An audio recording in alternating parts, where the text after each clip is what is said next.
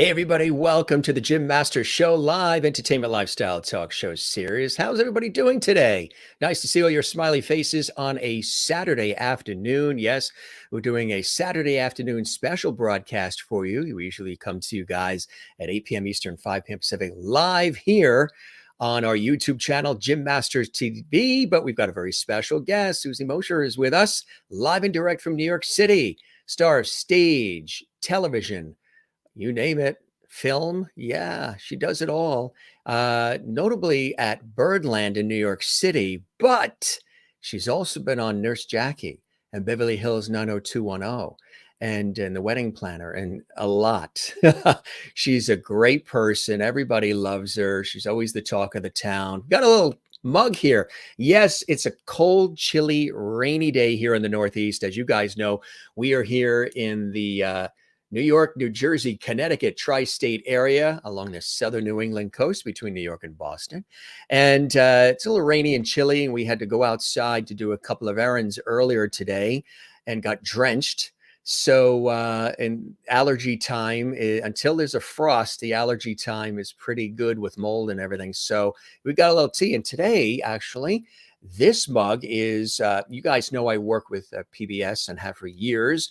WNET in New York I've worked with, WLIW in New York, New Jersey Public Television, have done shows on WGBH in Boston, Connecticut Public Television in Hartford, Connecticut, and national work. So this mug, we have a different mug, a different fancy glass. Today, this one is CPTV, which is Connecticut Public Television. And I've worked with them for many years as well and still do. And we've got some hot peppermint tea in here. Yes. Peppermint tea. I should do a food show, really. We talk so much about food. Some peppermint tea for the vocal cords and just to really, the sinuses and everything, just keep things good. The peppermint tea is not hot. It was before we started the show, like you guys know. We make the coffee, we make the tea, we put it down, we get distracted with emails and texts and production and all the things we have to do. You can't really turn this into, well, you can make it iced tea, I guess, right? But we'll get through. At least it's tea. It's sort of lukewarm now. We'll heat it up after. I usually heat these things up 5 times before I get to have it hot. So again, this mug from Connecticut Public Television, which is in Hartford, Connecticut. I've done a lot of shows with them as well. And the tea is peppermint tea. It actually comes from Trader Joe's, and it's really, really good. How's everybody doing today? Good to see you guys. This is Double Lovety Day. Now, if you're joining us for the first time, you're like, what the heck is this guy talking about? Lovety? What's this? Well, about a year ago, a year and a half now, I said the show has a lot of light, love, levity. And I still say this in the beginning of the show for new folks. We're constantly getting new viewers who don't know what that means. So I say the show has a lot of light, love, and levity. Right. And that was great during a pandemic, and we all needed light, love, levity. And that's the spirit of our show anyway, pandemic or otherwise. And then I said, because ever the New Yorker, I'm from New York originally, I said light, love, and levity, and I said love and levity too fast. And I spurted out the word levity. And when I said that word, it just became so synonymous with this series, this entertainment lifestyle talk show series. So many of our viewers jumped right on it and said, I absolutely love that word, Jim. And that is really what the show has a lot of. So that's what we say. The show has a lot of light, love, and levity. And we sprinkle it in with entertainment, poignant conversations, lots of surprises, live viewer interaction, and so much more, just like an old school entertainment lifestyle variety talk show series. We don't just do interviews. We don't just do music or anything else. Every day is something different. Every day is something special. And we're very interactive as an interactive host with all of you. Thanks to all of you who have been joining us with all of these great episodes. Again, this is a special time, 3 p.m. Eastern, noon Pacific. We welcome everybody. I know folks that are watching overseas. We have a big contingent of viewers globally, and folks watching in Europe and Asia, Africa, Australia right now, where the time is much later. So I know you guys are very, very happy that it's a little bit earlier for you with this show, but we do have a Halloween special that is coming up tonight as well. Yeah, we're kind of excited about that. It's a pop-up show, so I'm not supposed to be telling you when it's a pop-up show. They're supposed to just pop up. But we figured we'd give you guys some pre-warning.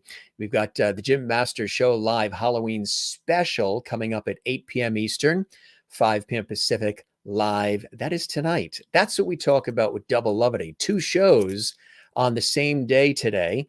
And it's a weekend. Most people are off, but we always work. I used to do a radio show for 18 years on iHeartRadio, and I was on the air live 10 hours on the weekend. So I'm kind of used to the weekend thing. But we do our shows daily, just about. Susan is here, or Susie, as she's affectionately known. Some may know her professionally as Susan.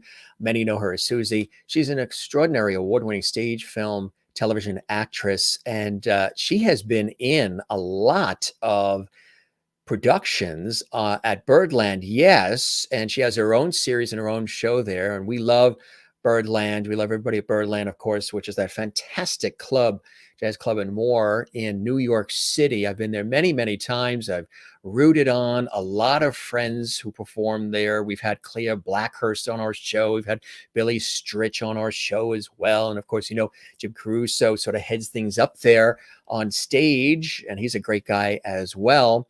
But did you know, in addition to Birdland, where, of course, Susie can be seen often, she's been involved in a lot of different shows, like Veronica's Closet. Did you know that? And The L Word, maybe you remember her from that. Did you know The Wedding Planner as well? Lost Souls, yes. Nurse Jackie, yeah, she's been on all of these. View from the Top. Yes, we did our research, Bear City 2, and lots more. That's just the short list, as well as film and tons of stage work. This photo by Jean Reed. We thank Jean for this photo. It's a spectacular photo of her. But again, she is a prolific performer and entertainer, and she's been doing this for a long time. She loves to have a good time with everybody. She loves to entertain everybody, like I do. She likes to bring positive spirit and positivity to people through her art form. So we welcome everybody that's watching right now here on the show. We would love it for those watching right now live, or those watching this later in the archives. We will be archiving this, as we do. All of our episodes are saved and archived on our YouTube channel, which is the one you're watching right now. We would love it if you subscribe to the YouTube channel, Jim Masters TV. That would let us know you love all of these episodes of our Entertainment Lifestyle Talk Show series. Click that red button, subscribe, and also don't forget to like this episode. Yes, click like. That's that little thumbs up icon. When you subscribe, click like and leave a comment for us as well. One thing too, make sure, because sometimes you guys say, oh, I didn't get a notification about a particular episode. Make sure you click the notification bell. There's a little bell icon right next to where it says subscribe. Click that little bell icon. So that way there you'll be notified. That's right, it's important. When we do pop-up shows like our Halloween special tonight, when we do special times like right now, and so much more. So let's check in with some of our viewers who are watching, our Loveity squad that's watching from around the world. And then we'll bring Susie on live and direct from New York. And we're so excited to have her here. So a lot of people watching, a lot of people commenting. We love this. Merlin is watching in Ontario, Canada. And Merlin says, good afternoon, Jim and Loveities. Good to see you, Merlin, in Ontario. We're loving that new profile photo that you have on your sort of YouTube profile there, Merlin. And also happy birthday too, right? It's your birthday as well. We'll mention that during the course of our Halloween special tonight, Merlin. Are you guys going to dress up in costume for us? Mary Bishop is saying, hi, Jim and Loveity friends. Listening today, as always, you do, from Pine Island, Florida. And we really appreciate that. Juanita is here from South Africa. She's very happy, since she's in South Africa, that we are doing this in an earlier time. But she's usually with us in the evening as well, where it's late night for her. We have a lot of viewers that watch our show no matter what time it's on. They're always here. Good to see you, Juanita. Kathleen in New York City is checking in. Thank you very much. Part of the JMS Loveity squad. And we welcome all of you who are watching right now who aren't commenting. These are the real go-getters who love to comment, like to say hello to one another. They all greet each other, part of our JMS Loveity squad. But you're a Loveity too if you're watching.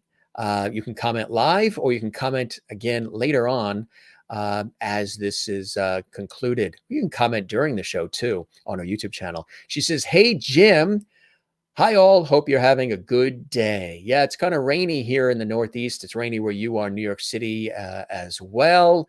You guys are struggling with the sinuses because of all the flowers, and it's harvest time where you are. Yeah, here in fall where we are, and you're going into your spring, right? Because you're on the flip side of the world there. Juanita says she loves the early shows.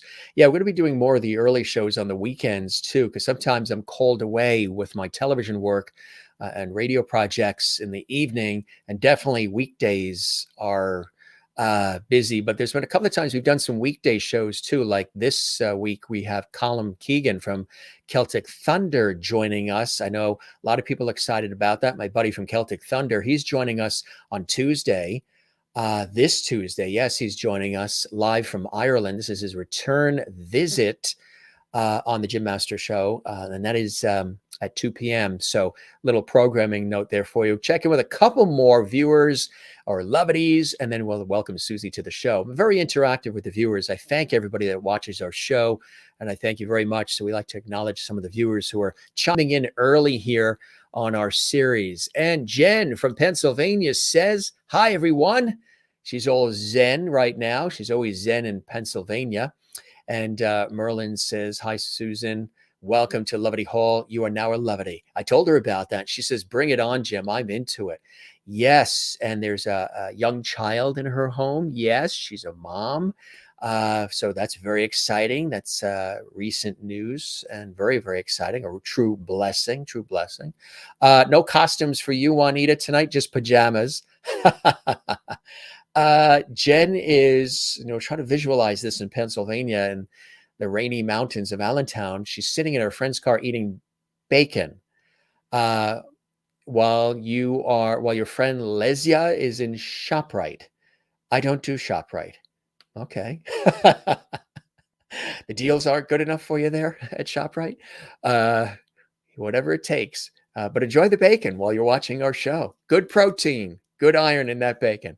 Good to see everybody. Sherry Larson is here from Kansas and everybody. So it's time to welcome our great friend. She's watched our show. She's checked out episodes. We're honored by that. Susie is with us here live and direct from New York City. We've got some music and other cool things we're going to share with you here on the show as well.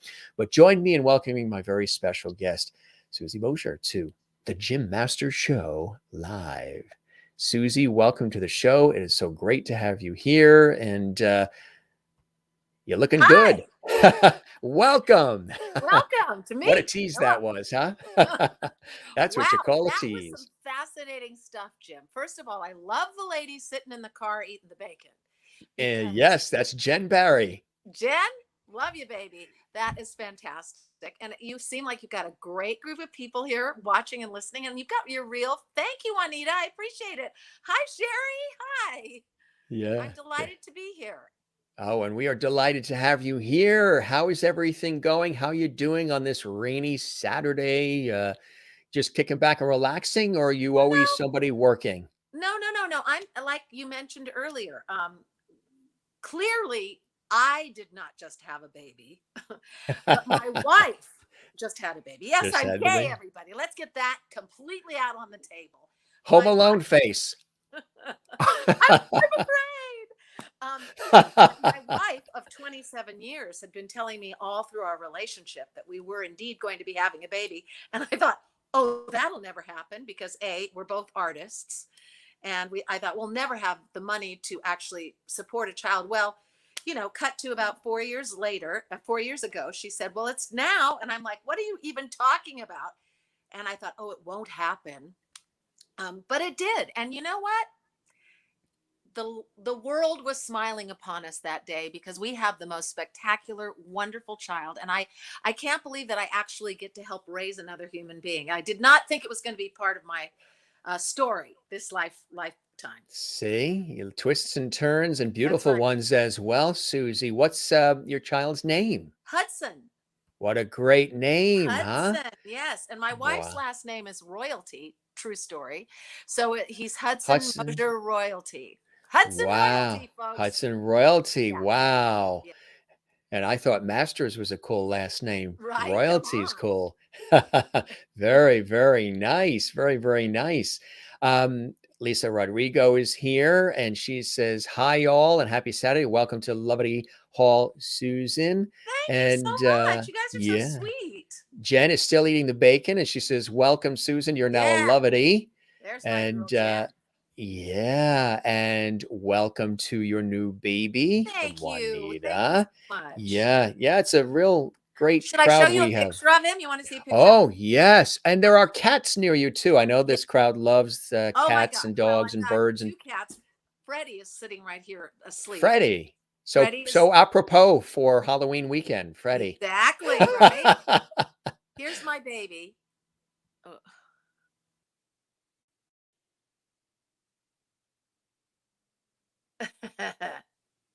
Hello.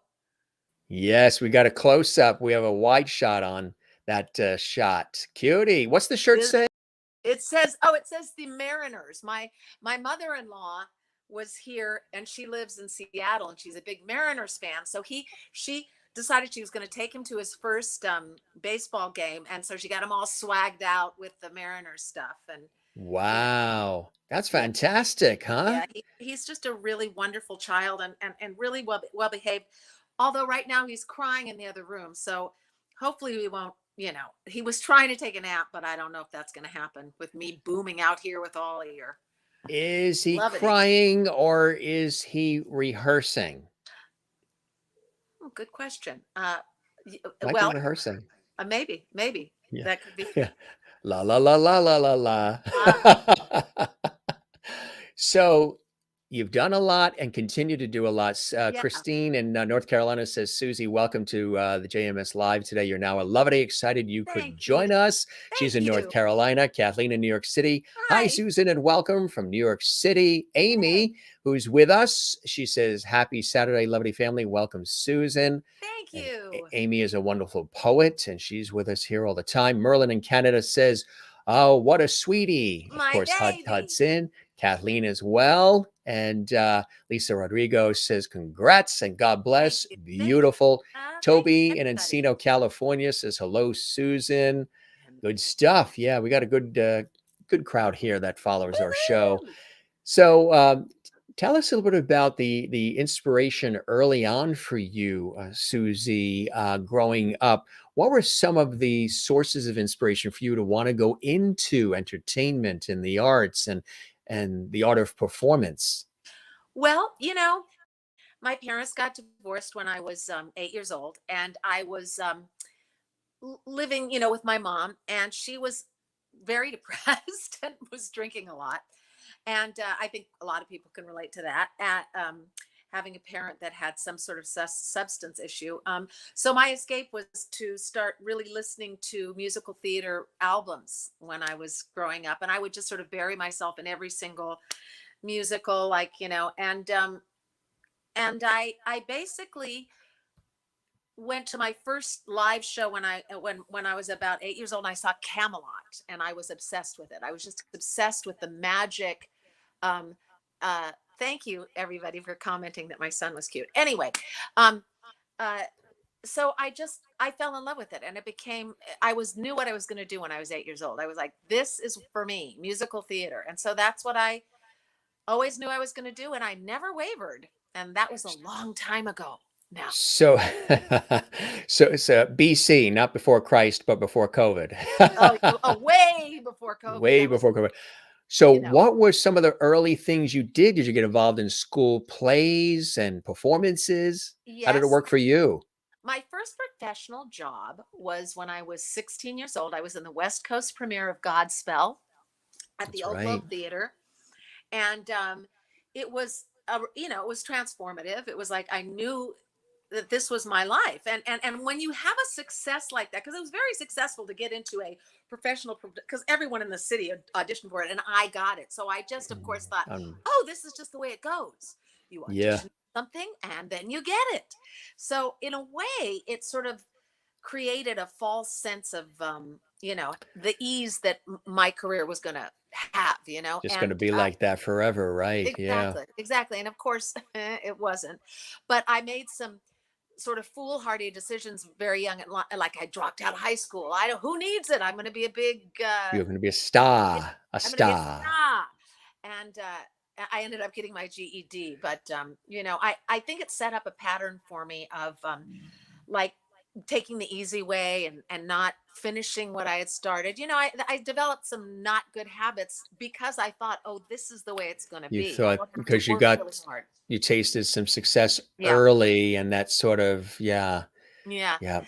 So you know, I was always, Lesson learned, right? Yeah. well, yeah, lesson learned. And I think well, I certainly learned it time and time and time again through the, Yeah. you know, rejection is brutal. I'm sure you've Mm, experienced it yourself, you know, sure. in your business.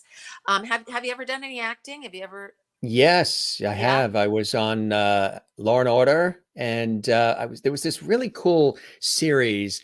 It was short-lived, but it was really good. It was on FX. It was called Lights Out, and Oh, it was filmed. I was playing the role of an educator, and they filmed it on the grounds of a college in Westchester, New York. And it was about this retired boxer who was all beat up, and he was aged at that time, but his daughter was in need of funding so she can go to college and advance her life, and there was no money to be had, so he decided to come out of retirement and go back into the ring against these really? guys that were much younger. It was called Lights Out, and it was on Wow. FX.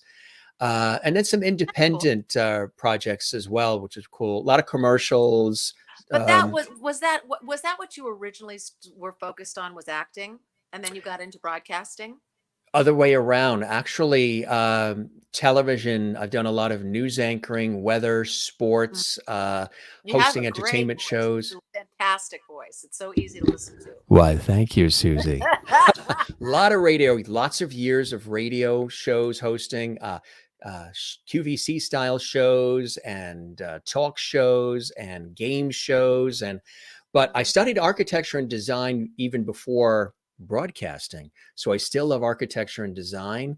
But in college, well, actually in high school, I studied radio, television, then brought right to college in New York. I was always the kid running around with the little cassette recorder and the microphone, sort of Yeah. interviewing all the relatives. We did plays in our garage out east on Yeah. Long Island. We did plays in our bedroom. And then my mother would say, "Are you using our good sheets for that?" We did. So it was always sort of, I knew everybody that was on television, everybody that was on radio, all the names of the hosts and the Yeah. anchors and all the people. So definitely a personality. And then acting came along, as well as a lot of voiceover work and commercials, and Yeah. which I know you've probably done corporate work, industrials, and corporate videos as well, and Sure. worked with a lot of TV and radio stations. But I love the art of conversation, and that's sort of what we've brought here. But it's interesting because with the acting, people will say, "What's your favorite role to play or to have played?" And I'll say, what I have determined um, thus far. Again, if other things come along that are really fit the bill, I would say, "Gee, let's give it a shot." My favorite role to play is the role of Jim Masters, and that's Oh, probably why I'm a host. Why I like conversation and hosting, and I'm playing the role of basically authentic Jim, me. The Jim you see right now is the Jim you're going to see in the supermarket, but maybe I'll have the baseball cap on and the 5 o'clock shadow. But, and that's when people bump into you all the time, are you you know. rocking a little ponytail behind there? Do you have your hair pulled back? Uh-oh, it's sort of, I tried to pull it back and everything else. It actually comes down to, see, it's normally Yeah. like him, Yeah. the logo guy, short and da da da da. Yeah. And then with the pandemic, I said for years I've always wanted to let it grow like a Greek god. And so even though I'm not Greek, and so we did, and it came down to here, and then it's been coiffed and keratin treatment dyes and all these other things. And so it does, yes, it is back there. It is, I she's, see it. Look at it's, that. There you are. so it comes down to about there. Yeah. So we Everybody let their hair grow. Here's the deal. My hair, really did. yeah, everybody let their hair grow. I've gained 20 pounds. The pandemic. Well, you know why that happened, right? There's a reason why that happened because they told us we had to be 6 feet away from each other. They didn't tell us we have to be 10 feet away from the refrigerator. Ba-da-da-da-da-da. Well, also too, I started doing this. I thought, okay, I started eating like I was never going to be seen from the neck down again, But the because it world was like, was you ending. just have to worry about And this much of me, and then So now I'm did back you eat your healthier. childhood foods? Oh, Did you start eating the foods ooh, from let's talk about childhood? childhood And foods. a Oh lot well, of people started eating the Pop Tarts and like all these things they had when they were kids. yes. No, And I ate like I was a kid for sure. I was just yeah, eating like an animal, just a wild beast, and I still am. I cannot get myself under control. It's comfort foods. yes, Have you been yes. cooking a lot at home? Well, I eat so much. I'm the cook because I have, we have Hudson, and so I'm cooking like 3 meals a day. I got to taste everything. Now, where is your camera pointed? Is it on your Why? laptop or because No, you're looking now? Yeah, yeah. There's there you is that are. There's okay? Here's the thing. Susie. Here, okay, So is that you're what's look. been going So on? so here's the little secret. What I tell people, What? when I try to help them, I say, here's what you do because people are like, I don't know what to look at. Do I look at Oh, I'm you on looking the at you. screen? Right, and I appreciate that. Please do that often. We Maybe I should. Do you mind if I try so to turn around? Or what are you going to say? Go ahead. So, who are you going to call? Ghostbusters. So what I tell people is, here's how you can do it. Here's a little secret. Here's a little TV secret. You want to see what the action is. You want to see what's on screen and what's being shown. So you got your little screen there, the laptop or whatever it may be, phone, PC. So you look at the lens, the camera. So look straight at yeah. So you're looking right. So what everybody's seeing is you looking at me, and I'm looking at you now. Okay. But if you want to keep abreast of like what's happening on Yeah, screen, kind of. you just give it sort of like a casual like that. All right. Okay. Just a little Okay. glance, just a Okay. I'm little just gonna look at side that. glance. I'm sorry. So is this better? Do I seem Oh more yeah, present? now it All looks right. like Sorry, yeah. everyone. Before it looked like you were Speaking talking again. to your neighbor Frida outside the window on the Yeah, fire escape. you look like my neighbor. Well, I was just mesmerized by Jim, and his little ponytail. But now I don't really see Jim. He's over here, so I'm looking at you folks, Now, if the you need lady, to the lady. look again, you could just give it a little glance, just like one of those, as There we an go. All right. actress, Okay. Okay. casual. Gotcha. I'm with you. Oh, Thanks for that, Jim. my pleasure. Good to see you. So, tell us about this progression in your career, because you've done so much. What would you consider one of those earliest, bigger breaks for you? And of course, you mentioned one where you felt that this was going to be the way it is, Yeah. forever. But Yeah. some other breaks as Um, people started really noticing Susie's work and saying, "We want to work with her. She's terrific." I think the first I did a show called Suds, Oh yeah. SUDS, the rocking '60s musical soap opera, which started in San Diego and became a. We started at the San Diego Rep, and then the Old Globe came and looked at it and saw it and said, "This is great." We did it at the Old Globe, and it was like the highest grossing show that they had to date at that time. This is circa 90, 1990, and then we brought it to New York and opened it off Broadway, and it was not a big success, but the interesting thing is that Suds is still Suds is done all over the world. It's done because it's a three-person um uh, no, I'm sorry, 4-person show, 3 women and one guy. And it was the first of the sort of jukebox musicals, and we only ran for about 4 months in New York, but it's still done in colleges and everywhere. I will see people are doing Suds in Albuquerque, and people know the show now, and so I get to say, well, I'm the original Dee Dee from Suds. Yes. So that's my story with that, and that was a huge deal for me because it was the first time I went to New York and did a show there here, And so I would say that was this next really. First it was the West Coast premiere of Godspell, and then Suds, and and um, and then I just, I was, because I sort of bounced around. I did a lot of different things. I did a lot of club work.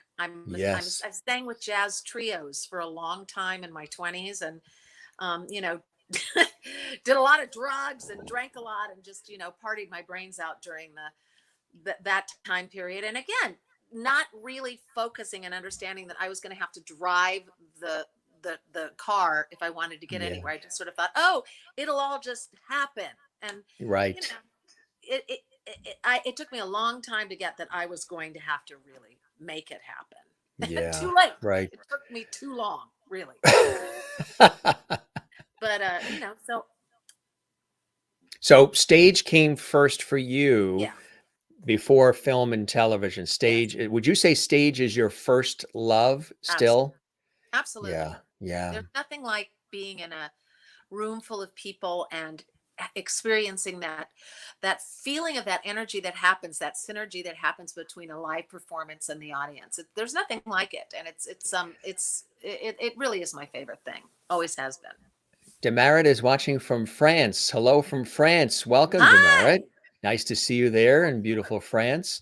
Um, I mentioned too that some of the folks that were on the show recently on our series, and one of them was Jerry Mathers from Leave It to Beaver, and you had worked with Jerry I Mathers, did. the Beeve, in Hairspray, right? Tell us Yes. about that. Yes. Well, I mean, really, probably the most significant and exciting thing for me, being a child who grew up obsessed with musicals, was finally making it to Broadway. It took me a long time, and I finally, I did play Prudy Pingleton in Hairspray, the mother of Penny Pingleton, and so we had a time period. I did it for the last 2.5 years of the 6-year run, and we would have guest sort of celebrities, sort of stunt casting, and Jerry was played Wilbur uh, Wilbur Turnblad for a period of time, and he was so sweet. What a nice guy. What a sweet, sweet man, and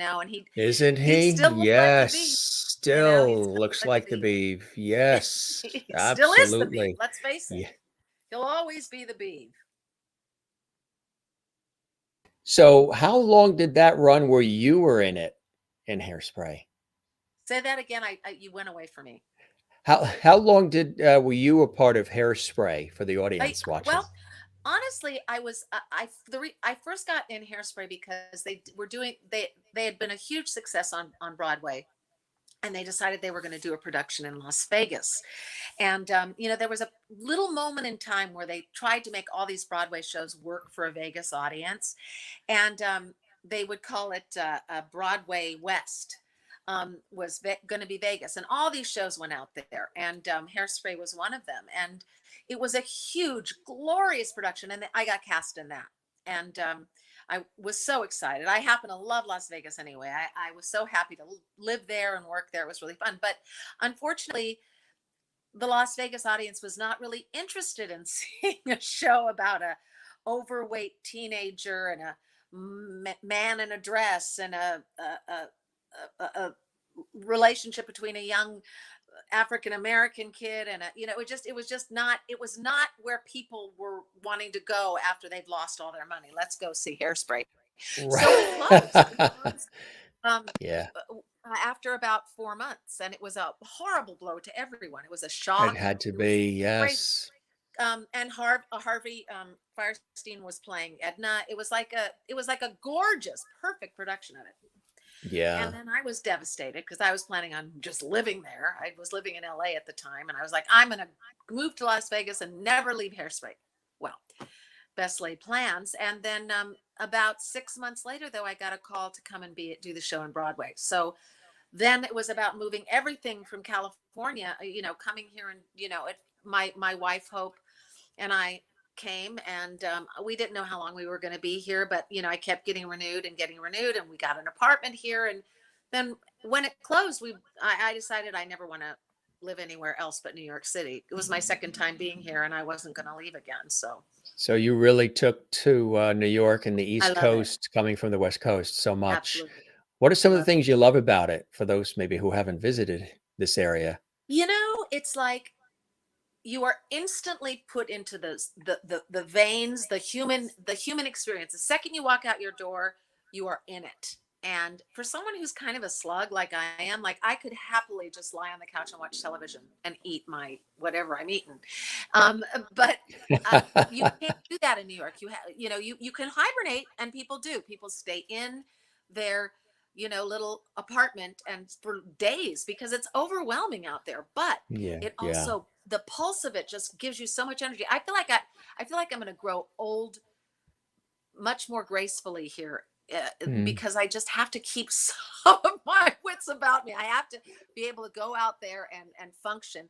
When you're in a car, you get in your car, you drive. You don't have to be out among them the way you are here. And I think I love the arts, and I love the mentality. There's so much more to me. There's much more interesting people here, and I'm immersed in my community, the Broadway and arts community, and I just feel like, I don't know, like I can hang on longer here. A lot of history too on the East Coast. A lot of some of the beginnings of the country and everything here in the Northeast, Yes. especially. You can be in New York, and then you can go to New York, New Jersey, Connecticut, Rhode Island, Vermont, New Hampshire, Maine, Delaware, Which I had Pennsylvania, never really all in explored. the same day. Yeah. And it's so beautiful here. I really loved it. I grew up on the West Coast, and my dad was from New York, so I always had this So feeling you of, had that New York yeah, connection. yeah, like Yeah. I'm, he, and so yeah, I love it here, and I will never leave. We will Good never. pizza and good bagels. Well, there's that. That there's that. But you've also kept your feet in television and film too, and you've had an opportunity to be a part of some really cool projects. When did the television side of things sort of slip into Susie's repertoire? When I was in LA, I mean, that's what So everybody that's does in LA. It's like film and television is why you go to Los Angeles. And in the um late 90s, early 2000s, I had a slew of very small parts. Let's not kid ourselves. I mean, I was always like just sort of moving the scene along. I was the receptionist, I was the nurse, I was the wait person, I was so I actually it have takes seen a some village. huge stars, but I was just part of the mechanism that moved the story along. I had an incredible. See, I was in a show on HBO called "If These Walls Could Talk," which was a Yeah. sort of a series that, they did two of them, and the first one and the second one was the one I was in, and basically it was like stories about lesbians. Actually, was the second "If These Walls Could Talk," and I was in an episode. I was in episode with uh oh my god, Vanessa Redgrave. Poor Vanessa. Who? Yes, Vanessa Redgrave.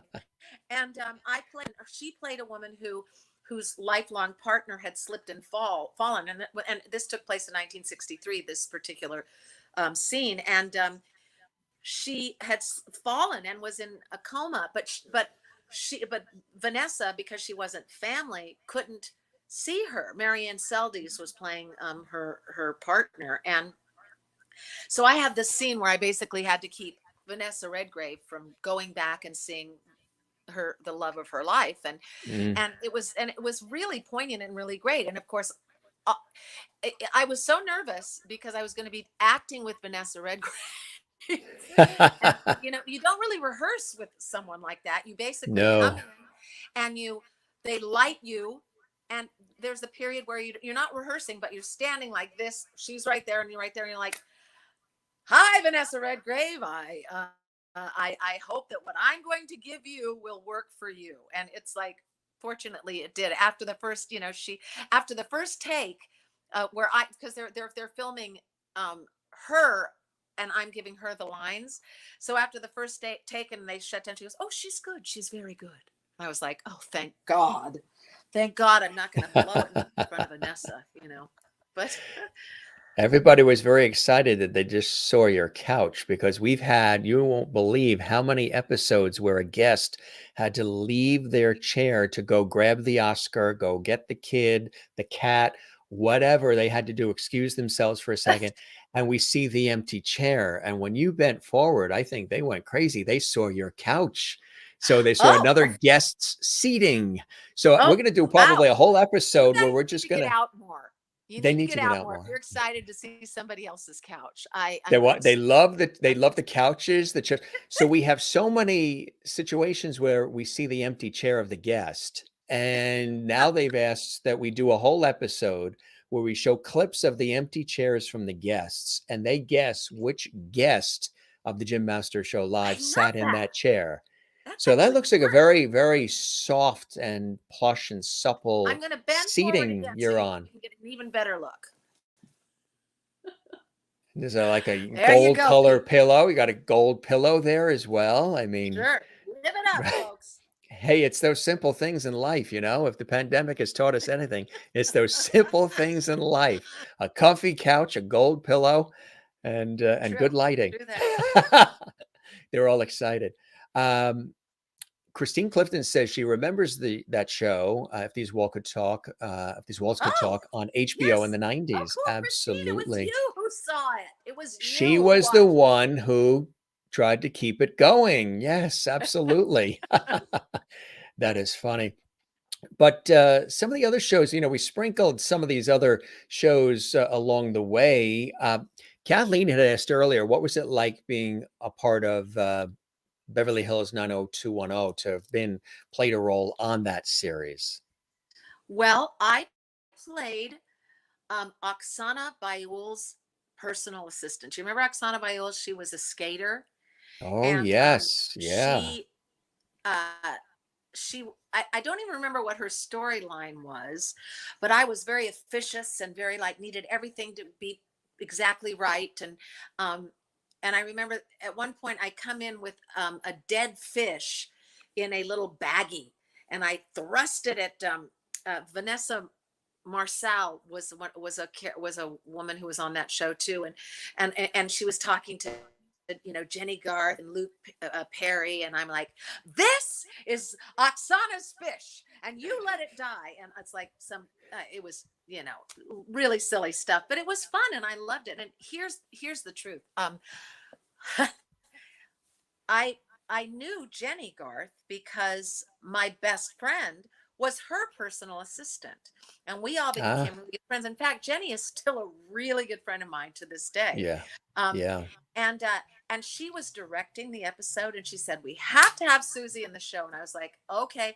So she was directing that episode, and I had a fun part, and she did a great job directing it too. And a shout out to Jenny Garth. I love that kid. She's wonderful. She's a wonderful girl. Mm, musical too. You were a part of that. Tell us about that. That's Yes, very important. musical was a topical show that we changed all the time because it was based on the news and what was going on. It was sort of like Saturday Night Live with music, and it was really topical and funny as hell. And I was a constantly, the worst part about it was constantly having to learn new material because I'm not a great study. I don't enjoy learning lines, let's just say. In fact, it's a real problem for me. It doesn't stick anymore. And but we had to change it all the time because it was always what was going on now. So I got better at it. I got less fearful of it. And I sort of knew, well, if something ridiculous comes out of my mouth, we'll fix it. So I got much more relaxed doing musical than I had been. Some other shows too. You were on Nurse Jackie. What was that like?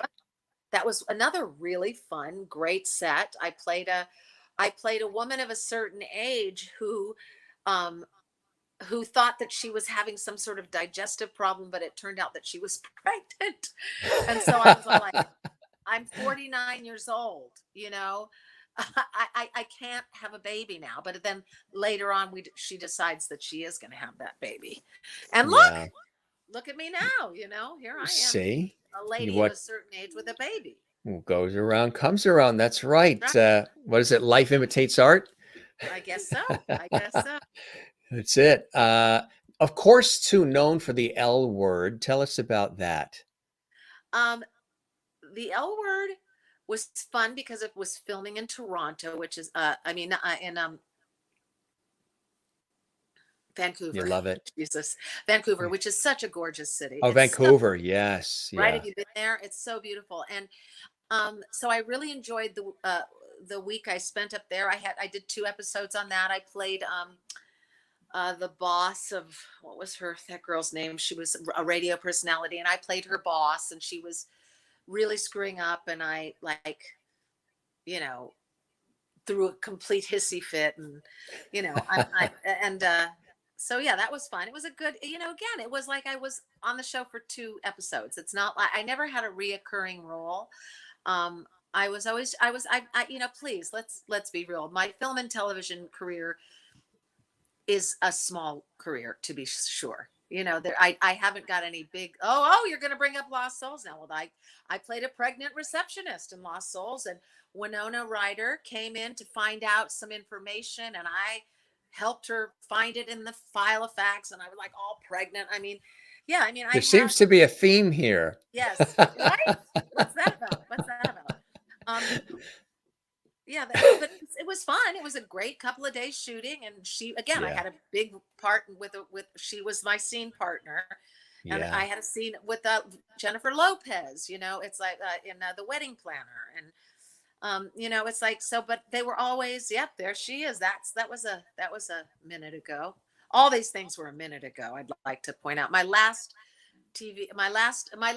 film or television was Bear City 2, which I'm sure your guests have no idea what that is. Yeah, there we are. There I am right Are we there. good or what? You guys, Yeah. I was so shocked in the beginning that you had all that stuff. I was like, See, damn. I do my research. That's the Yeah. journalism hat. So you're in there. Yeah, Yeah, right? there I am. Yeah. I'm looking at myself right now, but I've got to look over here. Yes, that was really fun. And that was actually, I have to say, even though it was an absolute bears, I don't know if your audience knows what a bear is in a human form, and it's a sort of a faction of homosexual men who are sort of like to be sort of bigger and more bear-like, as opposed to those sort of slim little perfect gay men who, you know, uh, they are not. So it's, and This there's is a the huge. antithesis I of love that. Yeah. bears. I'm all about the bear community. I always have been. And I played the mother of one of the. It's a big wedding, and I played the mother of one of the grooms in that. When Mm. I had a nervous breakdown at a dinner table. So I always have some sort of complete crash and burn, which is fun. View Beautiful. from the top. Where the hell? You people don't. Yes, I was in that movie. I love the reactions when the guests see the photos or the Yes, images, it's because they great. have no idea, knowing in advance what's coming up. So the reactions are so funny and organic. I love it. Yeah, What the yeah. hell? Where'd you get that? What the? Yeah. Where did you even Was find that it? you? Whoopi I'm Goldberg? What most the impressed. hell? I'm most impressed with Lost Souls, because Lost Souls is a little obscure. So good for you. Nice job. Yeah. I played the senior flight attendant who gets really mad at Gwyneth Paltrow. But they cut most of that scene. All you can see now, it was a big scene where she runs off, and I'm like, "Where are you going? You can't just leave the." And But now you see me like all like saying, "Ladies and gentlemen," and I'm just sort of like a headshot. It was not a big role, but I filmed a lot. But you nailed it. You gave it your Oh best. yeah, I was a I mean, genius, man. the wedding planner, you said, of course, that really was something to be a part of that too. But Yeah, that was a fun show. I really enjoyed it. Really and fun. Veronica's Closet too. Yes, I played what I was a wedding planner on that show. See, Yeah, yeah, see, yeah, that I is was. cool. Yeah, yeah, no, it's like, but see, that's what I'm saying. I don't necessarily have a name. I am just sort of facilitating the You were scene. in those particular. Yeah, Here's a I have cool photo we lines, dug and I up. just. Oh my God, that is crazy. Okay. Um. Yeah, that Just so is you know, that all that. of her reactions are the real deal, folks. She didn't rehearse her reactions. If I did, I'm a better actor than I actually am. Um, no, that's Back to Back Rack and David, which was a review, and that's Diana DeGarmo, who is falling back into the hands of another lovely person. I can't remember his name. But that's me responding to the situation. That's funny. What else Mm. do you have, Jim? I'm nervous. Well, of course, this is home to you. Tell us about the Yes, relationship with Birdland, this legendary treasure that actually, fortunately, through lots of love and support, was saved from extinction during the that's pandemic. right. A lot of people really came to its aid. Thank Yes. God for that. Tell us about when you first got involved and this fabulous relationship you've had in New York with Birdland ever since. Well, I when I was a little girl, I knew what Birdland was because I would sit around with my friend Debbie Sandoval, and we would play the Manhattan Transfer album, and they had a version of oh, hello, look at me singing. Yes. And they and I would listen to the version of Birdland that Manhattan Transfer did, and I thought, oh, that sounds like the coolest place Yeah. ever. I would love to go there. And so I always knew what Birdland was. And then Jim Caruso, who has Hmm. been hosting Cast Party The cast there party there. Yeah. for 18 years, Yeah. it's been a friend of mine for a long time.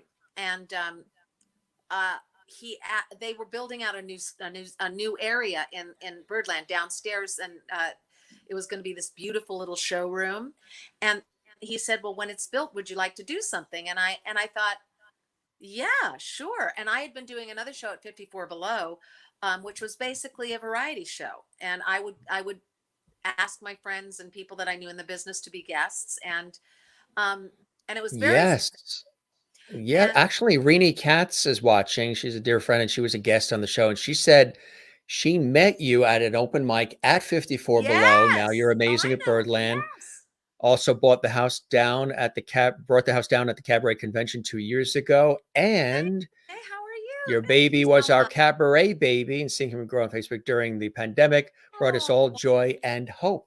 thank you so much. That really means so Yeah. much to me, more than almost anything. That my baby is clearly has sort of taken center stage in a lot of ways. But yeah, and so Jim said, "Do you want to do a show?" And I thought, I loved hosting that show, and that's why I really related to what you were saying, Jim, earlier about, what is your favorite role? And in a lot of ways, this is artistically some of the best time in my life because when you're a performer, when you're an actor, you always are trying to be what someone else wants you to be. You walk in on an audition and you're trying to be that, what the director is going to say, that's her, and 9 times out of 10, I wasn't what they were looking for. They say she's very interesting, blah, blah, blah, but she's not what I see in my head. Now I'm able to do a weekly show where I get to just be as insane as I want to be. And I do a lot of improv songs, which has kind of become my stock and trade, where I'll basically just create songs with my band and about what's happening right at this moment. And then I have like 8 to 10 really terrific guests. And so every Tuesday night I get to just have this experience that I'm controlling and that I get to just do whatever I want. And it's just so gratifying. And I'm so grateful to Birdland for giving me the space to do my own thing. It's just such an incredible gift to be in like one of the most renowned clubs in the Yeah, world and be able to do this. I'm so absolutely. grateful. And we have a clip here we want to show of you doing All your right. thing, which we're all excited about. Are we? Susie doing her opening number. Thank Yes, you. we're very excited about All it. right. So, a good time to put the ice in your glasses or go get some coffee and sit back and enjoy some great music with Susie here on the Well, Jim Master Show it's Live. all improv. I want you to know if it's my opening number. Yes, it is. Yes, it is. And Oh, it's hilarious too. Enjoy, gang. You're watching the Jim Master Show Live. My special guest, live and direct from NYC, Susie Mosher. Here we go.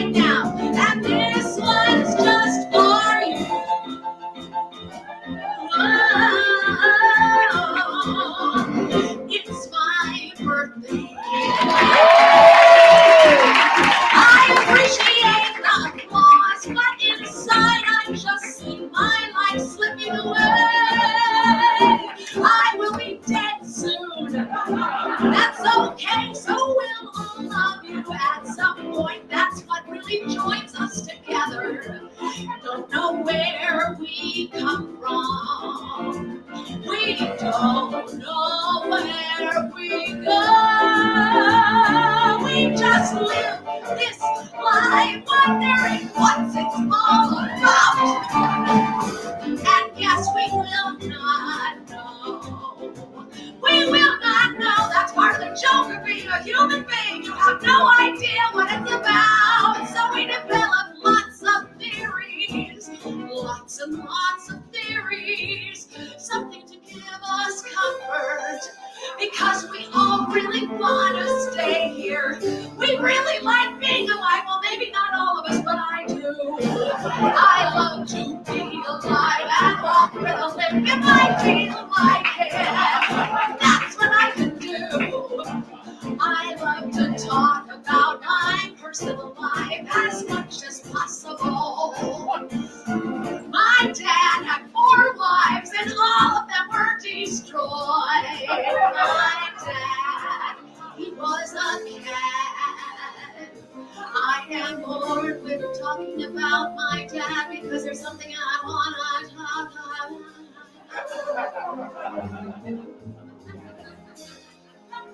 Getting old. Getting old. Arms for the poor. Arms for the poor. I have a big fear of being alone in a box by the side of the freeway. No friends to care for me. I worry about my later life and how I will exist, and will someone love me? Will someone love me? I just get older and older and older and older. I guess, as they say, it's better than the alternative. But is it really? Is it really? Like you think about someone like, oh, say, Marilyn Monroe, always beautiful, always good-looking. Hi there. You're looking at me kind of sternly, so I've got to come to you and beg you to like me, beg you to care. You have a tattoo on your neck and a ring in your nose. You are far more hip than I. Oh, my hand, young hipster. What's your name, hipster? Chris. I like how you said it in rhythm. Chris. Yes, you said oh, you're in the mood, you're in the mood. You have a lip with a cigarette, that's okay. Everybody used to smoke, I know I did. Smoke, smoke, smoke, smoke, smoke, it was so fun. Drink, drink, drink, drink, drink, it was so fun. I did my drugs and smoked my cigs and drank my drinks until I realized I had to stop it. Realized I had to stop that. Bad for you. It's real bad for you. And if you want to live longer, you gotta care about your body. Although my body's never been my favorite part of who I am. Large thighs. I had the kind of body that didn't develop muscle easily. So no matter how I try, my thighs just, oh, God damn it, it's running wrong, wrong in my mind. I'm going, maybe I should have some coffee. That'll help. A little bit of coffee, Velma. And look at you in your fur coat. Not in the cotton vest. It's a bird vest. Tell us, young lady, where do you hail from? California. Oh, a California girl. Look at you here in the big city. Good for you. You're a pretty little gal. You've got your own life to worry about. You don't want to hear about my life. About me and mine. Desperate need for approval. All I really care about is that you find me somewhat appealing. But here's the big news, Joe. If you've never been here before, we've got 8, count 'em, 8 really great guests. So don't worry, it's not just about me. I'm only here on the stage for a tiny little slip of a moment. Aren't we all?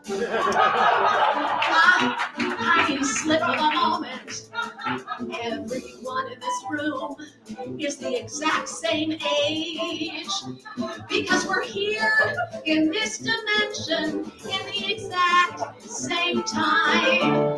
So we are all practically the same age. My wife is much younger. My God! I've mentioned this many times now because I find it fascinating. My wife of 24 years has decided it's time to have a baby. Who's having a baby? Yeah! Grandma's having a baby. That's the name of my next album. I don't know if it's gonna be a good thing. I'm just so selfish and self-absorbed. How can I give something to a little person who needs so damn much? But what are you gonna do? Should we break up after 25 years? No! So we're having a baby. I'm getting more excited about it though. It's a boy. I don't have brothers. I live with just me and my mother, and I'm a lesbian, so I don't know that much about boys. That's okay. I'm sure I'll understand what goes on down there. When I see it, I'll recognize what I need to do as a parent. Naked little baby. Oh, everybody says, wait till he squirts in your eye. Everybody says that. Everybody. Enough about that, but when you see my wife, oh, she's sitting in the back. You'll go, wow, look at her. She's pregnant. She's pregnant, and then you'll rub her tummy because she loves that when strangers rub her tummy. She loves it.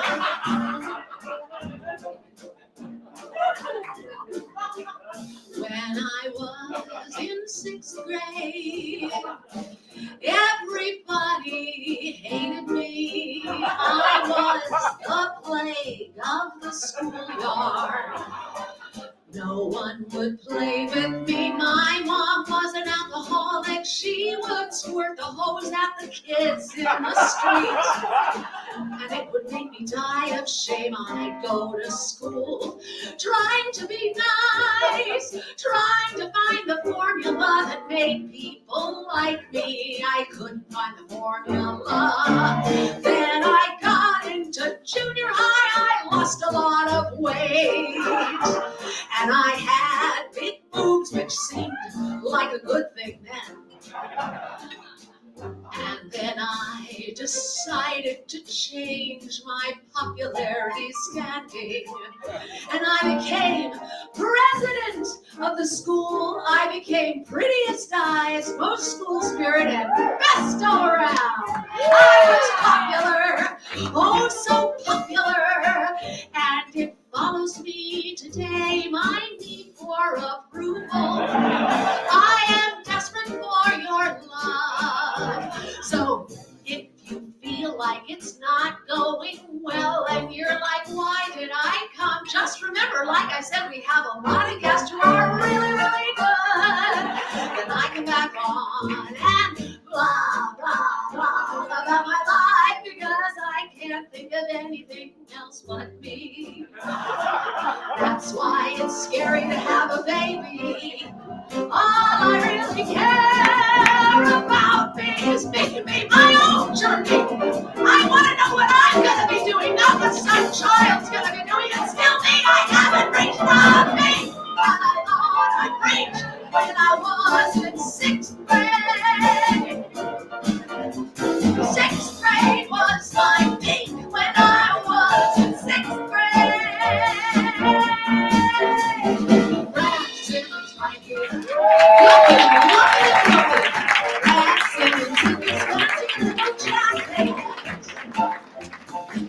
John Miller, the John Miller, displaying bass, ladies and gentlemen. Your notes, displaying bass.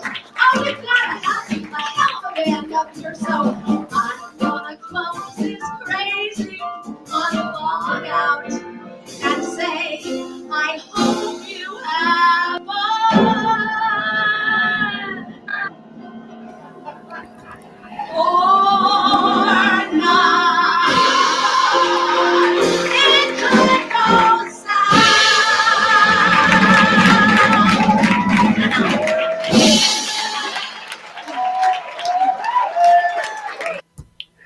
Wow. Huh. Wow. If anybody has not seen the show, they're going to run and get tickets. Oh my God. A lot Oh, of that energy, right? A lot of, are they? oh, that was endless. I kept expecting it Incredible, and huh? cut. And wha that was I No. feel like Yeah, there's no way, everyone there's no proper place to cut that at all because you were on fire, you really? were rolling, and Oh. you would have been great on that show with Wayne Brady. Whose line is it anyway? Where they just throw something at the person and you just turn it into a song, you turn it into something. You're really great with that, huh? Thank you, Jim. Thank It took you down Whoa. memory lane, didn't we? Whoa, Uh, that was so so long. I'm sorry, everyone. no, That they loved it. was Are a you lot. kidding me? All right. You are self-deprecating. Oh boy, you were amazing. You were fantastic. Thank you, Jim. Tell us That's about it. sweet. Oh, no, it was About really fantastic. Tell us about it, putting that together and the energy and what's happening. You're obviously in a zone. You're playing off the audience, working the crowd, which yeah. is I love that too, doing that. So tell us about that. How do you put that show together and what is it all I about? It's think the really best cool. way to describe it is just stream of consciousness. I mean, I just jump up on the stage and whatever enters my mind clearly comes out of my mouth. And I have enough of a musical sense that I can make it make some sort of sense musically. And um it's it's like you said, being in the zone. That's what it's like. I get up and it's like I flick a switch and then I go. And people say I would never want to do that. It seems too risky. Like most people like to have a script. And honestly, I like not having a script because then I don't have to think about what is my next line, because my next line just falls out of my mouth. I don't have to think about what it is because it's organically happening in the moment for me, which I really love. And I have enough confidence that even if I get somewhere that I need to get out of, like musically or a topic wise, I know that I'll be able to pull it out somehow. I just know that I can. So that's where the confidence comes in. I don't have confidence in a lot of areas, in a lot, like, I have a morbid fear of forgetting my lines, honestly. And it's actually, has been kind of it's affected my career because I have so much anxiety about my audition and so much, that, but this, I don't have any anxiety because I So know that I'm not going to line. you prefer off the cuff ad-libbing and I just kind of do. working the energy of the crowd and just feeling it and creating Yeah. it as it's happening. Yes, that's Which what I do is, best. some people would say, oh, well, that's easier than studying lines. Not necessarily. I mean, because you are, and that's why I love live. That's why I do this series live. Yeah. And I've done so many years of live television radio. There's just something, and stage, as you know, there's just something about live. And when you have people there who are engaged and invested in whatever it is you're going to throw at them, they're there because they want to be there. And then you just knock it out of the park. It's really an incredible experience that you almost couldn't script because it's energized and it's real, organic, and authentic, and Yeah. quite And amazing. the word is energy. That's what we all are. We are all, and I think that's why you respond to someone immediately or not. It's an energy. You either respond to their energy or not. And that's all we are. It's just like these little energy fields. We're not even solid. We're mostly water, so it's like I like feeling like anything can Yeah, happen. And I think me too. that's the most interesting thing to me, when you don't know what's going to happen, or like, Right. if that's exciting. It's exciting, and I think it's exciting for an audience too. I, And it's real and it's authentic. It's you being you. And there you were yeah, sharing like you elements of said. your life in song Yeah. and working the audience. And you look like you got this, and you're doing this, and what are you doing over there? And it's very comedic as much as it is, entertaining from a musicality point of view. You weave in your own story with the comedy, with the music, with the energy. There's a lot of things happening all at once. So when you are done with the night, because I know with everything I do, even doing these shows, whatever it is, I'm way up here and I'm like, my adrenaline, because people always Absolutely. say to me, Jim, you always make everything, even professionally, you always make everything look so calm and so easy. You made me feel easy. I've interviewed psychiatrists in my professional work who've said, I comforted them. And I'll say, while that's part of my automatic pilot of who I am, but I'm always aware of every little nuance, every little thing that's happening. It just doesn't look like that I am. And at the same time, as much as it looks calm and cool and collected and easy, there's like, fire in here, the adrenaline. It's like a sport. I'm like totally sort of guiding it. And that's it's something that I don't know if, well, I think you probably were born with these things, but then we tap into it and we accentuate it and we share it with the world, which is a beautiful thing when you can do that, right, Susie? Do you feel like you have some shows that your flow is better, and some shows that are a Sure. little more, you feel a little thicker, you can't quite get your thought out properly, and then other times you feel super lucid and super like boom boom boom, and then all the connection, all the synapses are fired. Yes. Yes. And sometimes that is depending on the energy that's coming towards me, because I like to take that energy and play off that energy and then give it back tenfold, just like you were doing with that crowd. There was energy there and different people, and you spotted it and you went towards it, and there's energy already there, and you fed into it and then heightened it and gave it back to them, Yes, which is awesome. I love doing that. Yeah, there's it's times fun. where, like, now if you were sitting there and we were talking about this and you were like, Jim, that's right. Yes, Jim. Yeah, I did do that. Oh, yeah, Hairspray, that was fun when I was in that. That sort of, then I have to really work harder, which Yeah, I do anyway, because I'm a very conscious of never, when you're a broadcast person, no dead air. Dead air is like, no, right. no, no dead air.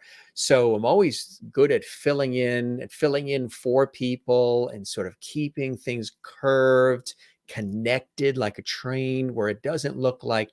I interviewed Sarah Brightman on PBS once, and it was live, it was national, it was Symphony of Vienna, or PBS special, and she was fantastic. But she pulled my arm almost out of the socket afterwards when we did the interview and the questions, and we were standing, and it was a very busy studio, and people were calling and they were pledging, supporting the show too, and everything. And she said, "I have to tell you something." And I said, "Well, what's that, Sarah?" And she said, "You made me feel so at ease and so comfortable. I had no idea what you were going to ask. I had no idea, what you were going to say with all these cameras." And, she's usually on a stage, very rehearsed, classically trained. Everything is perfect. Everything is known in advance. And this was live, and this was all kinds of stuff and movement and energy. There was one point actually where we had a TV monitor to the right of me and to the left of her that showed the logo of the TV show, the special. And she, during each time we would come back from the special and do more interview and more conversation, she was sliding a little bit closer and closer to me.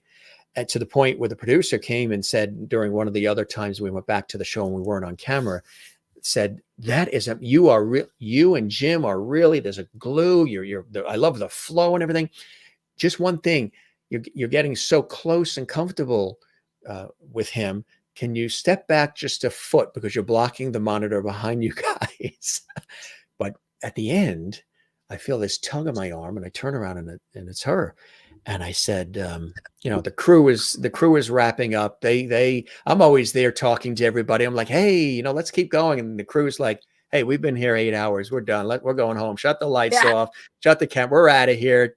Jim, if you want to talk in the dark studio, keep going, but we're gone."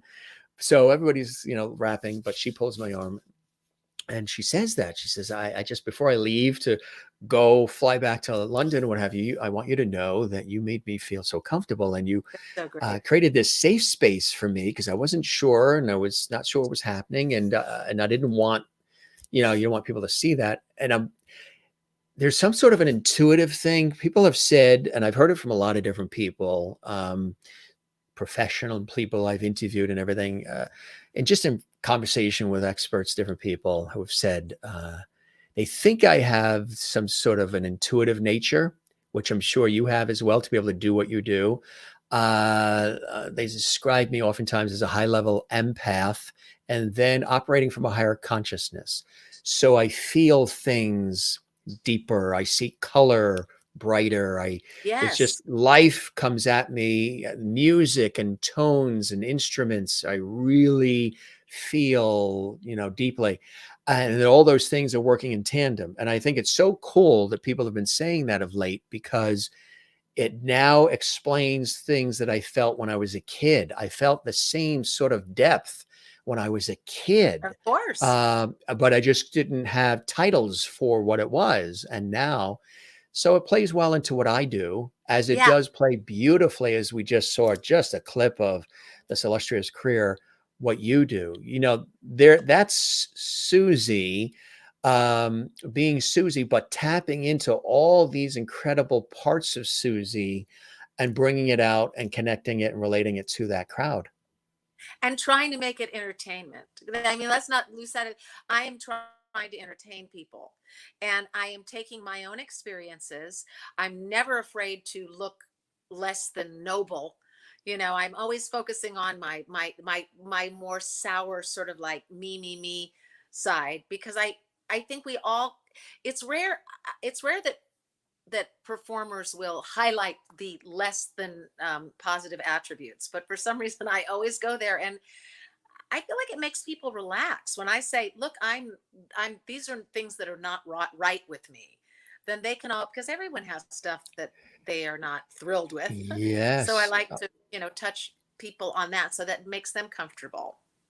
Well, I think that a lot of people, now more than ever, are seeking that out. I've noticed that with this series, when we started this series, if there's a night where I'm not um, on for whatever reason, a family event, or a project in my professional world takes me out, um, I'll get these notices, these emails, these texts, these from the Instagram messages or what have you, from the audience saying they're in withdrawal because we launched it during the pandemic, and it's got an inspiring bent, and there's positivity and poignant conversations and entertainment. Again, like an old school Carson, Cavett, Merv Griffin, Mike Douglas Love style, it. which I love all of that style. Those are the groundbreakers, and being a broadcaster and having that training, but with a modern vibe, modern twist of today. And I think people are craving the they're craving the real essence of the person.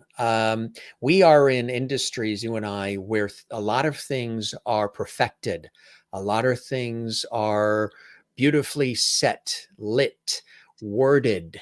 Everybody sounds great, looks good. Everything ends nicely and neatly, and and people wonder, how does that all happen?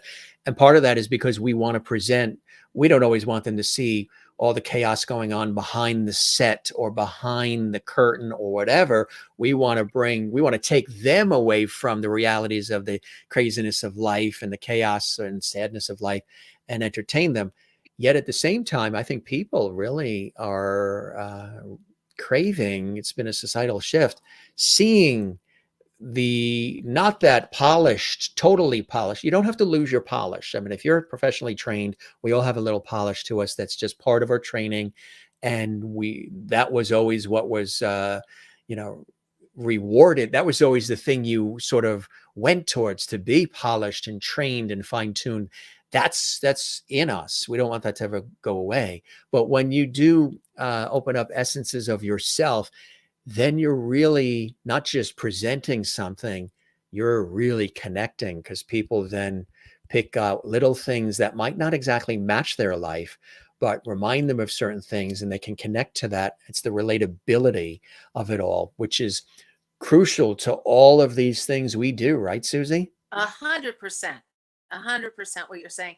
And I think that, you know, artifice, when you try and create a mass, well, it's like a social media. We are inundated with exactly what people want to present, and we're able to do that very succinctly now. Look, what a wonderful time we're having at our fabulous vacation, and my family is fantastic, and everything's fantastic. It's almost it's for me, Isn't that people annoying? tune out because, look, everybody's glorious and whatever. But when you are willing to expose like your, warts and foibles, people are interested in a new way, and they feel closer to you because it's just communication 101. When you expose a part of yourself, someone feels more comfortable to expose a part of themselves, and that's what real communication is about. It's about Yes. honesty. It's about I have these I have these anxieties, and oh, so do I, and then Right. it makes you feel closer to people. So it's just simple communication. Do you have any phobias? Oh my God. I hate dying. I never want to die. I don't want to die. I'm afraid of, being sick. Yeah, no, Yeah, that's not mine. I've never liked that one either. The last two that you mentioned. I know. Yeah, that, I've, yeah, exactly right, exactly. What are some of the key moments in your career? I mean, obviously, Hairspray is huge, but some key moments in your career that really stand out for you, Susie? And it doesn't always have to be the thing that the world responded to. It's the thing that you are either the most proudest of, or the thing that just when you think back to it, it just gives you that real settled, warm, cool feeling. I would have to say being on Broadway, being in Hairspray was as wonderful as I thought it was going to be my whole life, you know, uh, and to attain something that was such a myth for me my whole life, to attain it later in life was really kind of great because, again, like what I described in my early career, I got a big break right away. And I thought, this is how it is. But then I spent the rest of my life scrambling, trying to recreate the big break feeling. And it didn't happen. I continued to work and I did great work, I think. Lots of theater, lots of performance. But uh, having that dream come true, it still is pretty much the highlight, was being on Broadway for 2.5 years, I would say. And I will never forget it. And it was such a great show. Hairspray is the best show ever. And Mark Yeah. Shaman, who was the lyricist and composer for with along with Scott Whitman of that show, has become a pretty good friend of mine. And I just wrote a song with him for an album. It was the first time I've ever written a song. It was a song for an album of lullabies for gay and lesbian and transgender families. So, for people who are different but have families. And for us, the song was all about, like, everybody's family is different, but it doesn't make it less than a family. In fact, family is who brings you love, is the love is the core. So if that's two mommies, two daddies, whatever it is, it's still family. So that was the what our song was about on the album. And I've been so lucky to meet and create with some of the most talented people in the world, I think. And so it's about the creations, I think. And as far as just the apex of, like, wow, my career was being on Broadway. Yeah. Yeah. Absolutely. I mean, it's been like a full circle situation for you because I've had an opportunity to tap into so many different forms of the arts as well. What are some of the cool things that you have coming up that you're excited about? Oh, I'm really excited about. I'm going to be. Well, I do my show at Birdland every Tuesday night Yes. and so every week I get to do a fabulous show, and every show is different because it's a different cast, it's a different ensemble of brilliantly talented Broadway comedians, and Broadway comedy, dance. I have it everything, but I'm doing a really exciting at the Indianapolis Symphony. Every year does a show called the Yuletide Celebration, and it's been running for like 30 years. It's a huge Christmas production. It's just it's like the Radio City Music Hall show, um, Christmas show, and it's just a huge wild thing. And they created a role for me in this year, and I'm going to go do that this and Sandy Patty. I don't know if you know Sandy Patty. She's a brilliant singer. One She's of a the Christian music most star, incredible and she's voices. oh, Yes. And did you unbelievable. hear her? Have you heard her sing the national anthem? Oh, of course. And Oh. nobody sings like Sandy Patty. She's And incredible. she is incredible. And I'm going to be doing 2 numbers with her in the show. And Wow. yeah, I'm Cool. really excited about it. I think we open on the 2nd of December and we run through Christmas Eve. And so I am really looking forward to that. I'm thrilled to be a part of it. So that's coming up for me. But honestly, my favorite thing to do is my show at Birdland. And I get to do that every week, So I'm up. You mentioned Cleo Blackhurst. You had her as a Yes. guest. She's going to be Oh, guest hosting for me at the show. She's going to be my oh, guest for, fantastic. for the weeks that I'm gone. So I'm really grateful to her. It was a hoot when she was on our show because it was sort of early part of the pandemic, and she was having Wi-Fi issues in her apartment. So, and she didn't want to go away because we were having so many laughs and such a great conversation, and the audience was involved in everything, just like they are now. And she said, Jim, I think I have a spot where I can go in this building where I'm going to get better Wi-Fi. And I said, Cleo, where's that? And it's a funny episode it's archived on our YouTube channel. She says, I'm going to vamp, which of course I love to do. And I'm going to move locations. I'm coming out of, I had this lit so well and I had this nice background, but it's not working because of my darn Wi-Fi. So I'm going to move it to the laundry room downstairs in the building. So she did. So she's there with her basket of laundry. And, then the audience is like, do you use dryer sheets or fabric softener? And it was a whole thing. She was showing, I use both. And it was just really, she went with it, like you do as well. I love it. Moments like that are some of my favorite, where something happened. I've been in so many situations on stage, on television, on radio, where sets have fallen apart, where people got sick, where people didn't show up, where things were urgent and I had to be, or I was ill. I just didn't feel well. There was one, I did a 3-hour radio show once, and I felt a little tickle in my voice. And I'm like, okay, that's a little strange. That might eventually turn into something maybe 2 days from now. So, but I had to talk for 3 hours straight with limited commercials. And it was a high energy show in the evening. The minute the show wrapped and it said, thanks for joining us, we'll see you again tomorrow, or what have you. The minute I said goodnight, fever, chills, sweating, laryngitis almost. It was as if my mind overruled the physical body and said, you know what? You have something to do. You're live on the air. There's no one else in this studio that can do what you're doing right now. There's no other person to bounce off of. It's you, and you're on for 3 hours. You got to do it. God. Did it. But it was like 103 fever the minute I finished. It suppressed the adrenaline and the energy of got to get it done. So mind over matter, really, there is some like truth magic. to all of that. It's Yes. like magic. You just rise to the occasion. And then, man, afterwards, I was like, holy cow. But I'm sure you've had times, you've been out there and not really physically feeling the best, or you just got bad news 20 minutes before the show and you got to still go out there and do your thing. How do you handle those situations? Just like you did.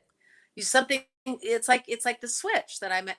It's like, I think that people who perform for a living and have done it their whole life, there's some sort of, it's like when people meet me during the day, most of the time I seem a little subdued, unless I'm like all jacked up about something, but I'm pretty subdued because I need all my wattage for that show at night. It's like, I feel like as soon as this show starts, I go from like a 40-watt bulb to like a 300-watt bulb, and it's like I can feel the energy just pushing out of me, and I feel like that keeps me well. It keeps me functioning until I can lower the wattage again. And then once I'm back to 40 watts, I'm like, nighty night, everybody, gotta lie down, if you're not feeling well. But somehow you just get through it.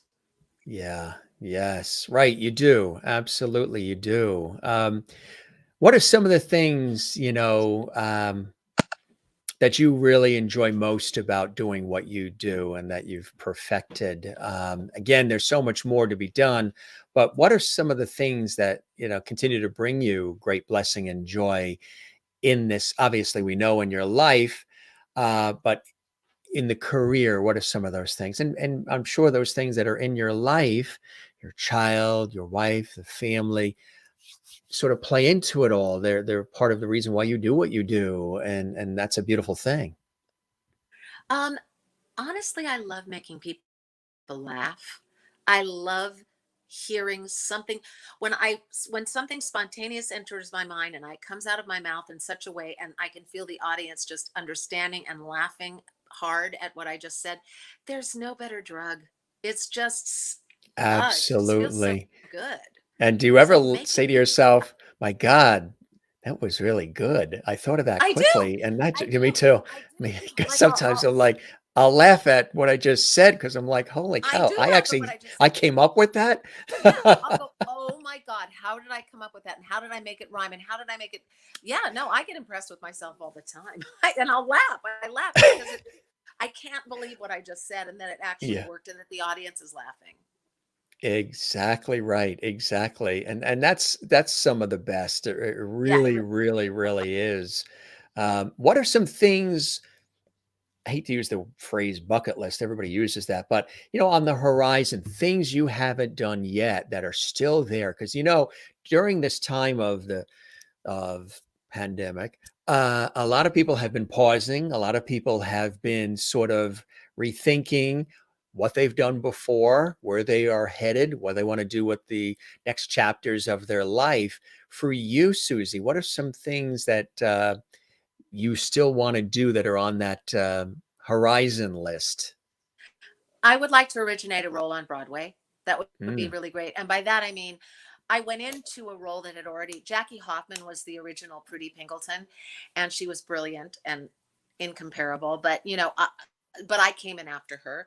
And so I would love to originate a role where it was my creation that ended up being, on the album. I'd love that. That would be wonderful. I don't know that it'll happen, and it doesn't matter, but as far as something that I would get a real charge out of, I would like to be doing this job for a long, long time. I'd love to be doing the lineup, which is the name of the show, at Birdland for, you know 10 more years at least. I love having stability in my life. I live 2 blocks away from Birdland, so I shuffle on over, do my show, come back. I'm home by 11 o'clock at night, and I'm home. Right now my life, I just cross my fingers that I can have this beautiful window open a little a little longer, because everything changes, situations change, and yeah. but right now, this minute is really pretty glorious. And I just want to do everything I can to share my gratitude with the universe for letting me have this beautiful life, and Mm, do as much good as I can, and be as kind to others as I can be, and help other people have glorious moments. That's one of the reasons I love my show too, is because I get to have people who might not get the opportunity to perform. I'll have like a couple of stars on the show, but then I'll also have some new people or some people who've been in the chorus forever, but are also incredibly talented. That gives me a lot of joy. yeah. Yeah, absolutely. That's beautifully said. And that's what it's all about. I mean, and you're paying it forward in the way that you do. You have a lot of joy, a lot of blessing in your life, I and do. you've recognized it. What are some of the teachable moments that you've experienced during the last 2 years of everything that we've experienced individually as well as collectively? Well, I mean, as far as just watching, honestly, I see people get up and they're about to do what they're going to do on my show, and they're so nervous that I can literally Yeah, feel them vibrating. it's They're like so nervous. palpable. Yeah. Yes. And I will like put my hand on them and I will address it. I'll say, "Are you nervous? You seem a little nervous." And they'll be like, "Yeah, well, I guess I am a little nervous." And I'll say, "Well, good, because there's a lot of very important people in the audience tonight. There's a couple producers who could change your life. This performance, everything is riding on it. So just try and shake it up." And of course, they realize how silly that is. It's just a moment. And I like to try and come at a performer in a way that I think can help ease their anxiety. And I'm just somebody's telling me about what they're going to do for Halloween. Anyway, those are teachable moments, and I get to figure out. I like to figure out what's the best way to approach this person who's nervous, or that person, or and it's usually to make them laugh, and and so again, My mother's the youngest of 16. Mm. My mother's the youngest of 16. Whoa, Lots of oh, family there. whoa, whoa, man, that's a story in itself. That's a whole story. And they're in New England. Yes. Or from New England Wow, originally, that side of the family. Yeah. It's big, big, big family there. big family. But yeah, Yes, you it's all said those, huh? you're the youngest. You said. My mother is the Oh, youngest your of mother 16. is. Your Yeah. mother had a. I Oh, yeah. Okay, I got you. I Yeah. My got you. mother's the youngest of 16. Yes. They had So huge families back in the day, didn't they they? really did. Yeah. Lots of aunts and uncles, cousins, the gatherings can be sizable. Fun. And fun. Exactly. Well, like what you're talking about, all those firsts for Hudson that you're experiencing, that Hudson's experiencing, but you're experiencing, it almost brings you back to your youth a little bit. You become like a It does. child through your I've always heard child, right? that. And it really Yes. is true. And I'm a little heartbroken. I mean, he's 20 months now, so he was alive last holiday season, but not, he was still so very, very young. But now this, like, I'm going to be gone for Thanksgiving, and I'm going to be gone for the whole Christmas season. I'm coming home on Christmas Eve morning, so I'll have Christmas Eve and Christmas Day with him. But there's so much, the decorations, and it's interesting the new meaning that has been given at this at this point in my life. It's again such a gift. I'm so grateful. Absolutely. Who was also grateful and who's sort of my sidekick, and he usually appears, towards the latter part of things. He just wanted to pop on and say you knocked it out of the park, kid. Mr. George Burns was with us this afternoon. Well, George, I guess you're alive. He's alive. He is there. He's got his cigar and he's got his hanky and looking very dapper on this Halloween Eve, huh? I have to look. I'm sorry, I'm not looking at you. I'm looking at your. Oh, you can't. Wow, You that's don't have to look at very. me now. What is he? How's he It's a, doing? He's well, He he looks played good. God, so he's got the answers because he played God in the movies. Yes, I do. I do with John Denver. This is actually he's on a big pedestal, and people say, "Oh, he's clothed in the back and everything." It's a collectible. It was one of my mother's sisters, Oh, one of my aunts, and it got passed down to me. So I don't know, about a year and a half ago, we sort of brought him into the mix, and everybody fell in love with him. So now he pops on towards the end to oh, just let everybody know they did a good job, and oh! you knocked it Thank out of the you, park. Mr. Burns. Yeah. I'm a huge fan. Never got a chance to work with him, huh? No, That would have been a no. hoot, huh? I love the relationship with him and Gracie, though. That was great theater. That's real lovely. Yeah, the two of them, huh? That's lovely for you. And when you get a sidekick like that, she was really amazing. Gone too soon. Yeah. Christine says you're seeing life through Hudson's eyes now. How beautiful. It's true. It's Yes. true. And to be my age, it really adds a whole. It's like he is here to guide me towards the next level of consciousness, and Yeah. I am here to help him adjust to this level of consciousness. But to Right. be at the end of, I don't mean to be maudlin, but I mean, I'm no spring chicken. So to have the latter part of my years spent with this baby who is just coming in, it's really, I can't, mothers should be forced to be in their 50s when they have their first child, because it really lends a different type of experience to both, I think. To both, right? Exactly. To both, which is really, really a beautiful thing. Isigari says hello. She's watching in Barcelona, Spain. Hello, Jim Hi. and Susie. Yeah, she's always with us as well. This was really fantastic, Susie. We had a really awesome time, a great I had a great time. conversation, Thank you, Jim.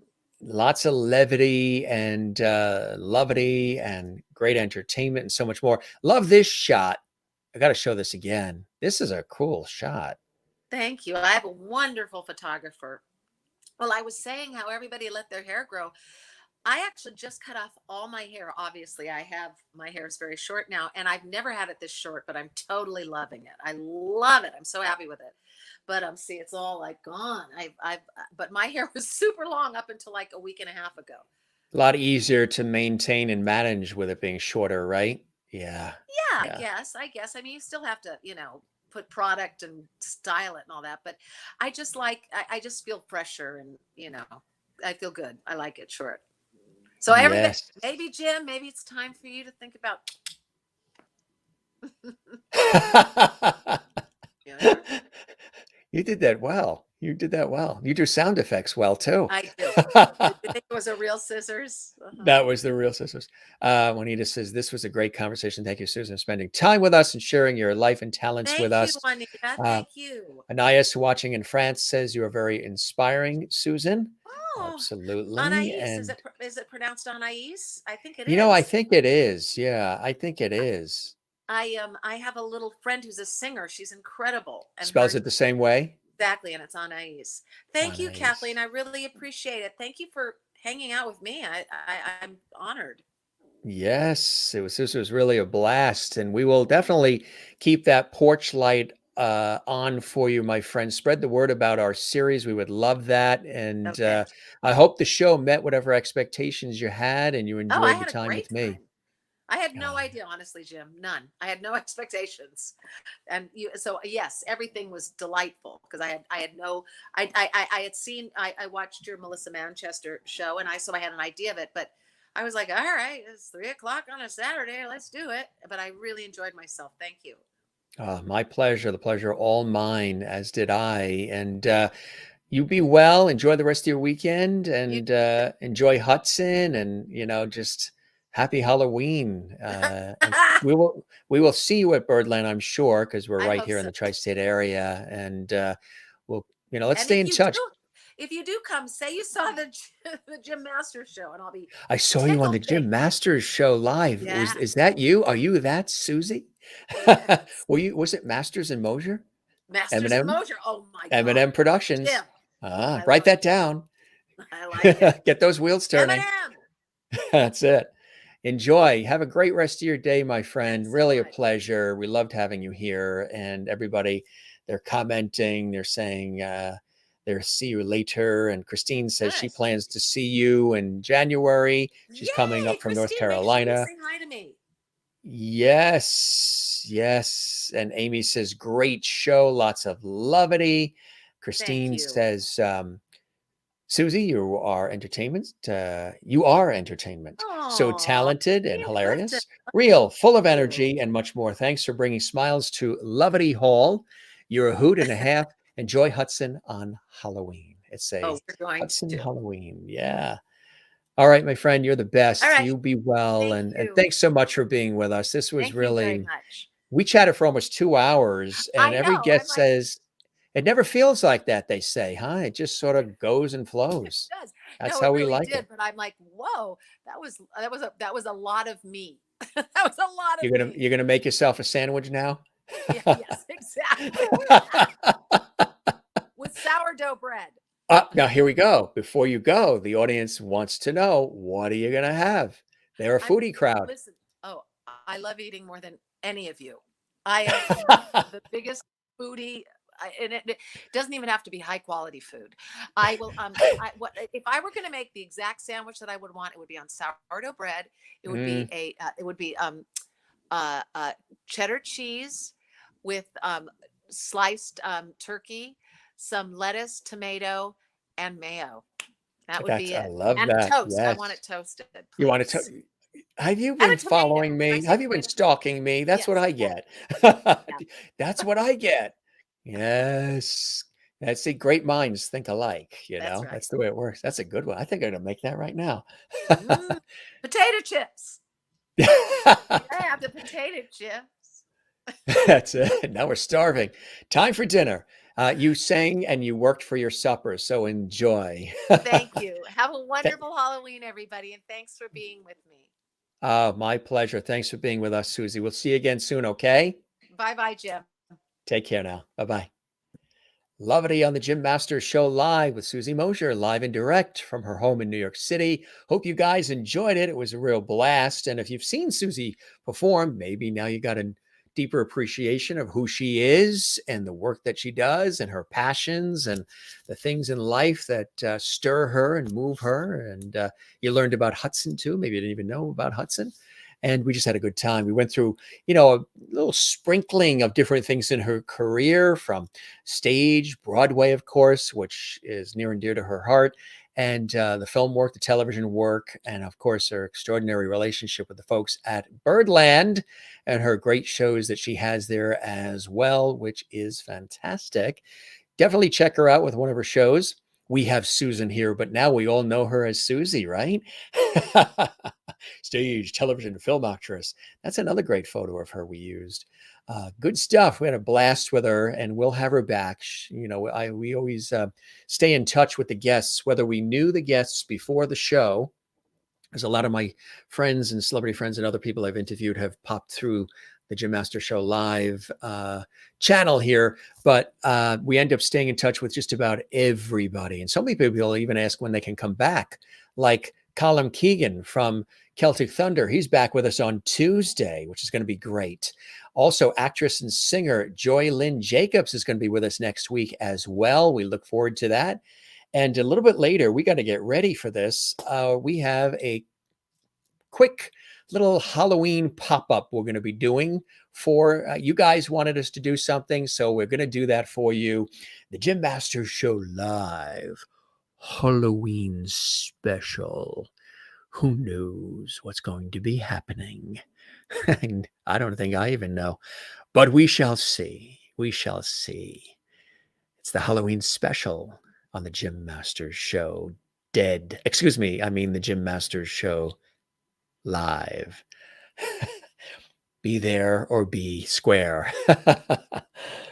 So anyway, that comes at 8 p.m. Eastern, 5 p.m. Pacific. Hey, if you haven't seen the episode with the Pointer Sisters, check it out. Anita and Ruth were here on the Jim Master Show Live. We had a blast. And Susie had mentioned she had worked with Jerry Mathers from Leave It to Beaver in Hairspray on Broadway. Did you know that? If you didn't see the episode with Jerry Mathers, Leave It to Beaver, it is prominently featured on our YouTube channel. Check it out. And 550, I think, more episodes of our series. Help us grow. Share the lovity. Tell everybody about our entertainment lifestyle talk show series. We would love that. Don't forget, very important, if you haven't done it, we would absolutely love it. If you do, subscribe to our YouTube channel, Jim Masters TV. And when you do, also click like on this episode. You see the little like thumbs up there. Click like and leave a comment for us. When you do leave a comment on our YouTube channel, something really, really special does happen. And YouTube likes to see that too. And they take the episode and they blast it out even further around the world to more people. So when you leave comments on the YouTube channel, not just during live chat, but when you leave a comment on the actual YouTube channel, because you're all on YouTube right now, so you've had to sign in order to be watching this. So leave a comment on the actual channel on this episode. And so many of you are doing that already and have been doing it on these episodes. We love you for that. Do that, because that really does help the show big time in all these episodes. And we love it. What fun today. We've got to eat dinner. We've got some work to do here. We have a show coming up, a Halloween special that is happening in 3 hours. What? Who programmed this? 3 hours? Thanks, Jim, for a really fun show with Susie today. So enjoyable. Can't wait to see the lineup on my New York City visit. See you soon. Jim, Double Lovity, Halloween special tonight. Jim, can we do a cheers now together? Yes, we have our PBS mug here with our tea that's ice cold. There you go. Public television. Cheers to you, Jen. Did you finish eating the bacon in the car while your friend was shopping at ShopRite? You had to by now. If you haven't, you've eaten 2 pounds of it. Good to see you, Jen. Sherry Larson. Thank you, Jim. Can't wait for the Halloween pop-up. It'll be fun. Great show once more. Thanks, Jim. Juanita, you as well. Love. To you in Barcelona, Spain, Isigari, we love you as well. Cool, can't wait. Amy and LOL, JMS, the Gym Master Show dead versus the Gym Master Show alive. How did you know I was saying that? You didn't see me on the screen. You just heard a voice. How do you know I was actually saying that? You just heard a voice come on that said the Gym Master Show dead. Excuse me, I mean live. How'd you know that was me? That might not have been me. Maybe there's voices. Maybe there's somebody in here. I don't know. We'll have some fun tonight. We thank Susie for joining us.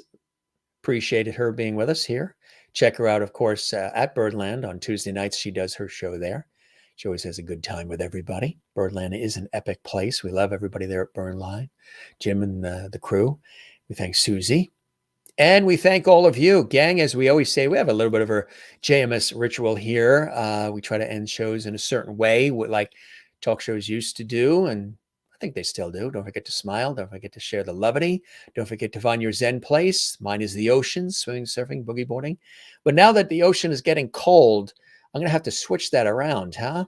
How about next to a fireplace with a nice turtleneck and glass of wine, or maybe hot cocoa or something? Yes, we're going to have to go back north to New Hampshire and Vermont and go to a ski lodge and do some of that as well. Nothing like a good fireplace. We love fireplaces and the crackling wood and some hot apple cider. Yes, tomorrow we're going on another fall foliage excursion. Yep, going up to the Berkshires. Gonna have a good time. Each Sunday we've been doing fall foliage excursions and then posting some photos on our Facebook pages. You can find me on Facebook at Jim Masters TV, Twitter at Jim Masters TV, Instagram at Jim Masters TV, and we also have a Facebook group for this show, and it is called The Jim Masters Show, Levity Hall. That's right. The Jim Masters Show, Levity Hall is the name of the Facebook group for this series. Of course, my work professionally in television, radio, stage, and film over the years, I love as well. It is a Zen place for me. Gang, we're going to duck out of here. Oh, yes. If you didn't see the episode when Steven Schnetzler was here, of course, he played Cass Winthrop on Another World. He was on Days of Our Lives, As the World Turns. He's in that new movie, A Case of Blue, which we showed you the trailer. That episode, very popular. A lot of people watching it on our YouTube channel. Check it out. Everything is archived. From General Hospital, now currently playing Elijah Crow on General Hospital, as well as he's been on Law and Order. He's been on Clarence. He's done voiceovers for video games. We're talking Dan White is joining us on November 16th. So we're going to look forward to that and many, many more guests. The pop-up is tonight at 8 p.m. We will be in the Berkshire Mountains. Although it's raining right now, it's raining. And our computer system here says rain to stop. That's a good sign. So I guess the rain is going to be stopping because it says it's 58 degrees Fahrenheit here right now and rain to stop. Yes, the Pointer Sisters. Check the archives. The Pointer Sisters were on our show and we had a blast with them, Lisa. So scroll back in our archives. Take a look at some of the other episodes that we've already done. Melissa Manchester was on our show. That legend, of course. So many people. Lawrence Juber, the brilliant guitarist who was in the band Wings with Paul McCartney. He was with us as well. And on and on and on. Billy Stritch was on our show. So many people. Marion Ross from Happy Days was on our show. So check out the Pointer Sisters episode. Scroll back. We don't know yet. What will we have for dinner? Tonight you made a pie with tomatoes, onions, and feta cheese. That sounds really, really good. I love that. Hasta luego from Isi. Hasta luego to you as well in Barcelona. We'll be back at 8 p.m. with our Halloween show. You will be in later because you have retired. You are fully retired. Now you can sleep late because I know it's late for you in Sweden. So you don't have to get up an hour after our show ends, like at 4 o'clock in the morning for you there in Sweden. because you're so many hours ahead of us here in the United States. Now you can sleep in and you don't have to report to the airport. You have retired. Jane is officially retired from work. Many years of toil. Congratulations to you, Jane. Thanks, Jim. Double Lovity. Yes, absolutely. We did the cheers. Sherry as well. Good to see you, Sherry, and everybody else. Thank you very much, gang. Let's see, another wonderful show. Good to see you, Mary. You look very handsome with this sweater, Jim. Love the autumn vibes. Thank you very much. Yeah, I'm a sweater guy. I love sweaters and I love turtlenecks. My father, I get that from my father. My father loves sweaters and cardigans and turtlenecks, and I just always, there's a comfortable, warm, you know. And this one's a turtleneck. Hot milk with honey sounds good. Sitting next to a nice fireplace. Very nice. Very, very nice. And Ann is here from Southern California. Missed you guys. Hello, everyone. Good to see you, Ann. Welcome to our show. And thanks for joining us as we get ready to wrap things up. We got a special Halloween show one more time. We'll let you know about it. A Halloween episode, 8 p.m. Eastern, 5 p.m. Pacific, coming up tonight. And we'll have some fun. We'll have some fun. And I got to get off the air here because that's coming up real soon. We got to get that show ready. We got to eat. We got to change. And we started at 3 Eastern. So that was what, noon your time? So, but you got in under the wire, Ann. So you're good. You got in under the wire. The time difference between where you are, Jim, is 6 hours. 8 p.m. for you is 2 a.m. there. That's right. Better do it quick because we are last call for that. JimMastersTV@gmail.com. That's JimMastersTV@gmail.com. Do it ASAP because we're going to finalize that right now, Jen, so we can get it on the air for 8 tonight. And cool stuff. Cool stuff. All right. So that comes up tonight. We are scooting off now. We had an awesome show with all of you. Again, our show is very different. It's not just an interview show. This is, we have a good time with all of you, and there's over 500 episodes you can watch on our YouTube channel. And they're all archived there for you as well. Lots of looking at all these comments. Don't forget, if you missed anything with this episode and would like to see this again, feel free. Feel free. Juanita's going to take early retirement so she can watch JMS live every night. I like that. I like that. That sounds good. But we don't want to put you in a financial bind. So if you need to work a couple more years, I mean, I'm probably, God willing, I'm going to be still doing my career till I'm 110, I hope. George, what do you think? You live to 100. George Burns, who lived to 100. Also tonight, we are going to open up the box that Kathleen Walker sent for the birthday. We wanted to wait till we did a pop-up show for that. A couple of gifts that Kathleen Walker sent from New York for the birthday. And we're going to introduce a brand new character, a brand new JMS character in our cast of characters. Of course, we've got Lin, you've got George Burns, you've got Gilligan, you've got Casper, you've got Jimmy the Clown, you've got Genie in the I Dream of Genie bottle. You got Silver the dog. You've got Kermit the Frog that came from Marty Thompson. There's a new character that's going to be debuted this evening. And yes, Kathleen, the box is right here. The box has been sitting here below waiting for a pop-up show to happen. And then tomorrow we are off. We head to the Berkshires. Tomorrow on Monday, we've got an amazing author joining us on the show, an amazing author, and we're very excited about having her on the show. And it's a really cool book that she wrote. She's also a photographer as well, but she's joining us on the show. Let's see if we can pull up the screen, maybe. I wonder if we can pull up the screen. Well, it's Beverly Keeveman Copen, and her book is It's Your Life, Isn't It? You can see it. Go to you're on our YouTube channel now. Just scroll on our YouTube channel. You'll see that episode coming up Monday, and we're looking forward to that. Now, that episode on Monday, is, I believe, a little bit earlier. That's going to be at 4 p.m. Eastern. Yes, 4 p.m. Eastern. Monday's show, which will be the next show after our Halloween episode tonight. Monday's show is 4 p.m. Eastern, 1 p.m. Pacific. Okay, gang? 4 p.m. Eastern, 1 p.m. Pacific, with Beverly Copen. And she wrote this new book. It's Your Life, isn't it? And it's going to be amazing. It's going to be a great, great conversation. She's looking forward to it. She's a wonderful author. She's also an award-winning photographer as well. All right, gang, we will see you soon. Smiles there from Sherry, and we love it, love it, love it. Fun show tonight from Jane in Sweden. Love, love, love the Berkshires, especially in autumn. It's beautiful in Western Massachusetts there now. We were in Shelburne Falls, and we went out to Newport on the other direction, out towards Rhode Island. And now we're going to head to the Berkshires tomorrow. It's going to be nice. Hopefully the rain will be gone.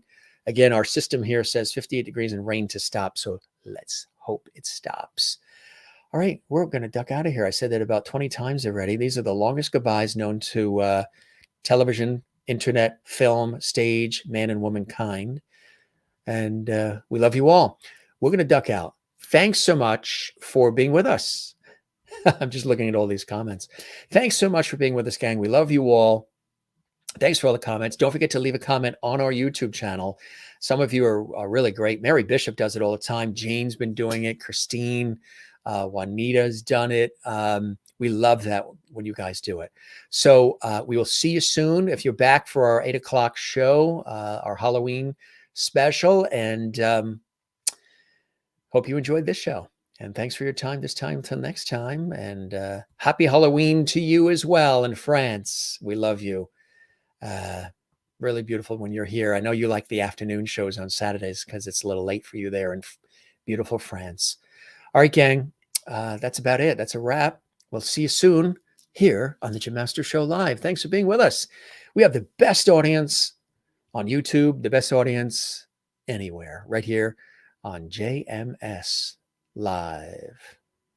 We'll see you soon, okay? Just looking at all these comments, reading these comments. If I keep reading them, I'll never have dinner. So we'll have dinner now. Ciao, cheers, auf Wiedersehen, hasta luego, like Issy said, moi loop, walk well. And I'll see you in a couple of hours, those of you who are going to be with us. Those of you who are not watching this live right now, stay right here on our YouTube channel, Jim Masters TV. Another episode of the Jim Masters Show live entertainment lifestyle talk show series comes up next for you. One of our past fabulous episodes right here for you. See you soon. Thanks for being with us on the Jim Masters Show Live. Cheers.